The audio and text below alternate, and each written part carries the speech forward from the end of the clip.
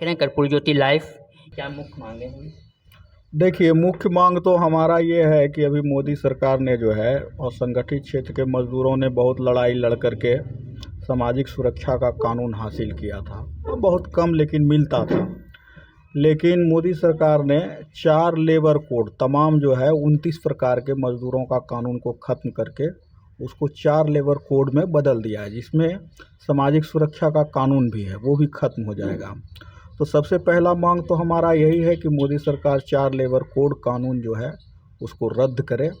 दूसरा मांग ये है कि सबों के लिए सामाजिक सुरक्षा की गारंटी हो, महंगाई पर रोक लगे और असंगठित क्षेत्र के मजदूरों के लिए न्यूनतम मजदूरी की और उसके काम की गारंटी हो।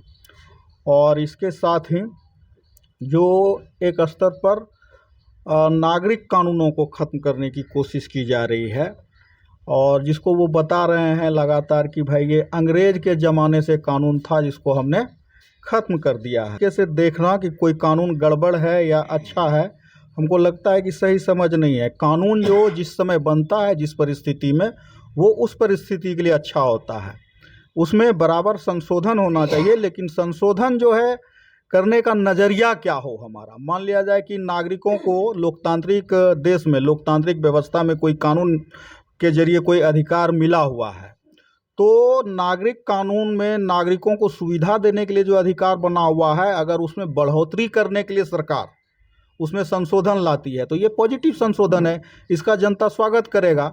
लेकिन अगर नागरिकों के अधिकार को छीनने के लिए, उसको कम करने के लिए, उसमें कटौती करने के लिए अगर कोई संशोधन लाया जाता है तो इसका मतलब है कि हम पीछे जा रहे हैं। तो ये जो अभी मोदी सरकार ने, जिसके बारे में हमारे साथी कह रहे थे कि भाई 146 सांसदों को ये निलंबित कर दिया और इस बीच जो है कई तरह के कानून को उन्होंने पारित कर दिया। तो वो जो कानून पारित किए हैं वो निगेटिव संशोधन है, पॉजिटिव नहीं है। वो नागरिकों के अधिकार की रक्षा नहीं करता, उसके अधिकार में कटौती करता है, इसलिए हम उसका विरोध कर रहे हैं। और ये पूरी तरह से एक जो उनका सोच है, जो सत्ता पर कायम लोग हैं, जो अपने आप को हिंदुत्व की ताकत कहते हैं या सांप्रदायिक शक्तियां हैं, जो आरएसएस के थॉट के हिसाब से काम करते हैं, उनका पुराना सोच ही है कि इस देश में जो है टोटल संपत्ति कुछ लोगों के हाथ में चला जाए और बाकी लोग जो है मेहनत मशक्क़त करें और सिर्फ उनको इतना ही मिले कि वो किसी तरीके से ज़िंदा रह सकें। तो लगातार वो इसी ओर बढ़ रहे हैं इन सब कानूनों में संशोधन के जरिए। और बाबा साहब ने जो, आपने सवाल किया कि बाबा साहब ने जो संविधान लिखा था, वो संविधान बहुत बढ़िया संविधान था, उसमें संशोधन होते रहना चाहिए। कुछ संशोधन पहले भी हुए हैं, तो वो संशोधन हुए हैं कि भाई अब नई परिस्थिति में नागरिकों को और क्या अधिकार देना चाहिए, तो वो संशोधन नहीं किए हैं वो। तो हम ये मानते हैं कि इसको जो है ख़त्म किया जाए। और अभी तो ये किसानों के संदर्भ में जो बातें हो रही थी, जिसको 1 साल तक लड़ाई लड़ करके दिल्ली में किसानों ने जो है वापस करवाया, जिसमें उन्होंने वादा किया था कि भाई एमएसपी का जो है गारंटी हो, और उस पर भी वो अभी तक जो है कुछ किए नहीं हैं। तो हम चाहते हैं कि उनके लिए भी जो है ये हो, तो ताकि खेत मजदूरों को भी सुविधा मिले, चूँकि असंगठित क्षेत्र में ही खेत मजदूर आते हैं। तो यही मुख्य मांगे हैं हमारी, और इसी को लेकर के एक बैठक हम लोग यहाँ पर कर रहे हैं। ये एक तरह से वार्षिक बैठक है। अब इस साल 23 में हमारी राज्य कमेटी की बैठक नहीं होगी, तो कई मुद्दों पर बात करेंगे और हम अगले साल तक के लिए अपना कार्यभार तय करेंगे। और अभी नज़दीक में हम जो मतलब चुनाव होने वाला है अगले साल, इसमें मज़दूरों की क्या भूमिका होगी, वो कैसे मोदी सरकार के खिलाफ में ज़्यादा से ज़्यादा वोट डाल सकें, उसके लिए हम कुछ क्या कर सकते हैं, क्या अभियान चला सकते हैं और संगठित मज़दूरों के बीच, इसको लेकर के एक योजना हम लोग यहाँ पर बनाएंगे और यही बैठक में होगा।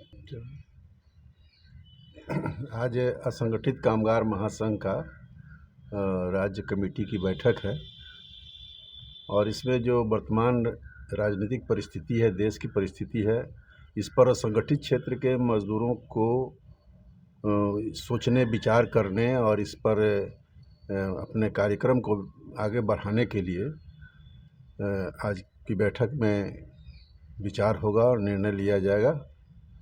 और इस राजनीतिक परिस्थिति में जो मज़दूर विरोधी जो अभी राष्ट्रीय अभियान चल रहा है भाजपा की तरफ से, जो लोकतंत्र पर हमला हो रहा है, संविधान को समाप्त करने की कोशिश चल रही है।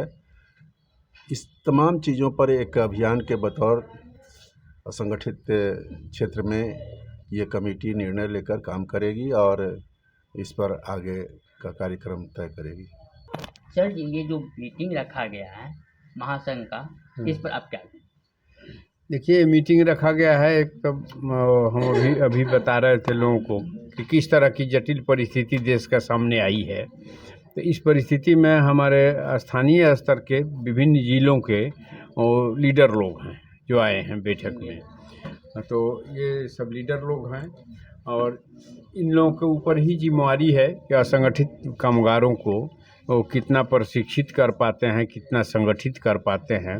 तो इस पर निर्भर कर रहा है कि हम जो है वो बीजेपी और आरएसएस का जो मंसूबा है वो उसको कैसे विफल कर पाएंगे। तो ऐसी स्थिति में ये बैठक बुलाई गई है, जिससे हम कुछ टास्क लेंगे गांव में मीटिंग करने का और सारी बातों को उनके सामने, जनता के सामने रखा जाएगा और इसके ज़रिए हम जो है बीजेपी का जो मनसूबा है और उसको चकनाचूर करने के लिए जनता को संगठित करेंगे, गुलबंद करेंगे। यही मकसद है इसका।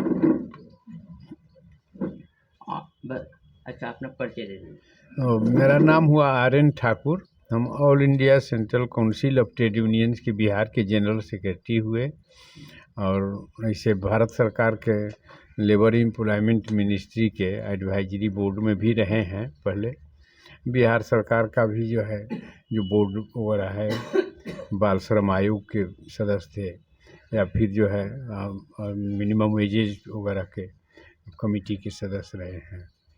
तो यही है मेरा परिचय।